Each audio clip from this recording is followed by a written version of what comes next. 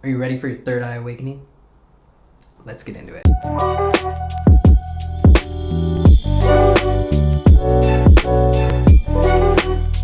What is up, guys? Namo Himalaya. It's Stefan Peel from Shared Reality, and today I'm going to talk about how to activate your third eye. As I'm sure you already know since you're watching this video, your third eye, or your Ajna chakra, is located right here in the center of your forehead. It is the seat of your connection to the spiritual, and opening it provides clarity, increased intuition, greater spiritual perception, and a sense of universal connection. So in the chakra system, there's actually a tube called Sushumna, which forms a direct connection between the sacral plexus at the base of your spine and the pineal gland in your brain.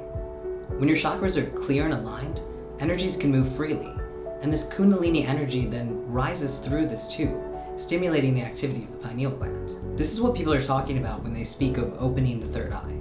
It's how divine consciousness is attained. Though it's now been identified as the pineal gland, mystics and spiritualists from a variety of traditions knew of the power of unlocking your third eye long before we had any real knowledge of the workings of the human brain. You can see third eye iconology in ancient Egyptian, Buddhist, and Hindu art.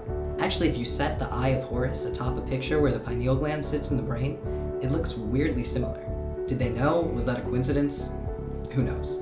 But it's safe to say that these cultures valued enlightenment and had a far greater spiritual understanding on a whole than we do today.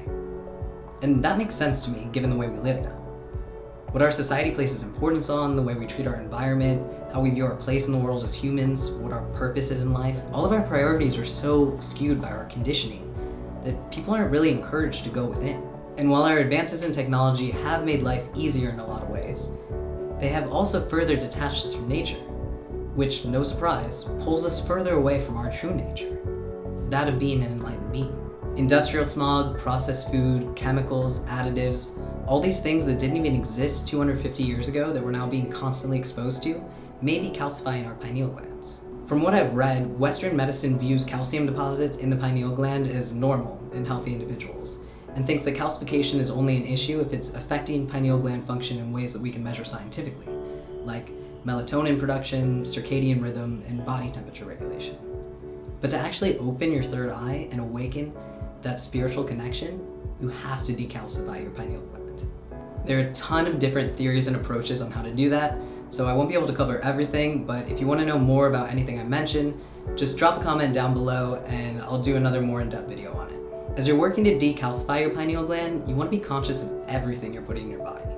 Even things that seem harmless, like tap water, could be working against you. Fluoride has been known to cause calcification of the pineal gland, and it's added into tap water in many cities. Now, fluoride is legitimately good for your teeth, so I don't buy into that conspiracy theory that it's added into our water to pacify the populace. But it's still best to avoid drinking it as you continue on your seeker's journey. Instead, drink alkaline water, anything with a pH of 7.5 or above. My old friend's roommate used to have this amazing water ionizer that would hook up to the faucet and reverse osmosis the water and filter out additives, and you could custom set the pH balance, and the water was so pure. I legitimately miss that thing. Those machines come with a pretty hefty price tag though, so you could always just get a filtered pitcher to keep in your fridge. Just be sure to read through the product description to make sure that it actually filters out what you want it to, and that it also alkalinizes. You can then buy a little pH test kit and make sure that it's working as advertised. A lot of grocery stores also carry bottled and boxed alkaline water now too. There are tons of supplements you can add in to help with the decalcification process. Chlorella, blue spirulina, anything with blue-green algae and these types of superfoods are going to really help speed up that detox. Now, if you're a foodie, I'm sorry, but there are some staples you are going to have to give up. Garlic, onions, leeks, chives, and mushrooms all gotta go. All those strong flavors and pungent aromas are too stimulating to the senses and draw the energies away from where we're trying to raise them. Meat and alcohol should also be totally cut from your diet, which should hopefully be obvious. Killing animals violates the whole idea of universal oneness, and alcohol is like the exact opposite of clarity in liquid form. You just want to avoid anything that clouds the mind or burdens the body. You'll also want to practice yoga every day. Yoga naturally opens up the tube of Sushumna and removes any blockages in your chakra system, allowing your energies to flow more easily up to your pineal gland. I practice a specific style of yoga for manifestation that focuses on opening up all of our energy centers and minor chakras from our toes up to our head, and then inverting so the energies all flow to the third eye chakra before meditation. It's a super powerful practice. Definitely check out Master Sri Karshana's Y4M if you're interested in learning more about that.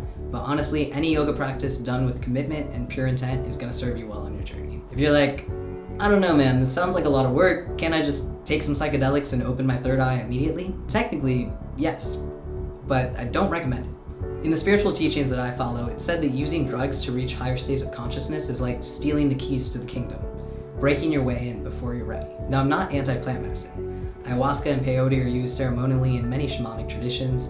Mushrooms help rewire the brain and are proving promising as therapies for PTSD, depression, and other mental health disorders. DMT is naturally occurring in the body and is released when we're born and when we die.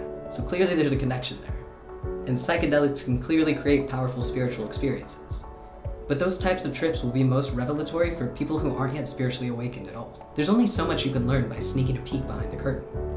If you want to really connect with the universe and that oneness and your true self, then you need to work at it until you're actually invited backstage. You'll learn a lot more and be able to utilize those energies in outer dimension better if you're there as an actual guest and not as a spectator. So remember, water, diet, yoga. And then in meditation, you want to keep a gentle focus rested on your third eye as you breathe. You can do some light tapping on your forehead at that spot to really draw your awareness there.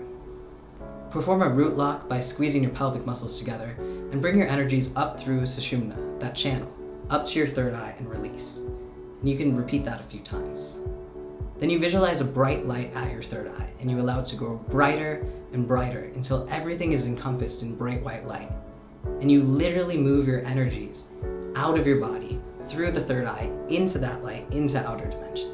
That probably sounds like a lot, definitely takes practice. Just be open-minded while you're practicing and bringing in that light, and don't question anything you're experiencing during the meditation, because thought will instantly pull you out of it. Now, I know I just hit you with a ton of information all at once, so I'm gonna let that simmer, let you process what I've shared so far. I will be making a third eye awakening guided meditation soon that walks through the meditation process I just described in more detail. So look out for that if you think it'd be helpful in your practice.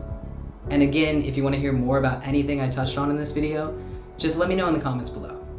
If you got any benefit out of this video or learned anything at all, be sure to hit that like button and the subscribe.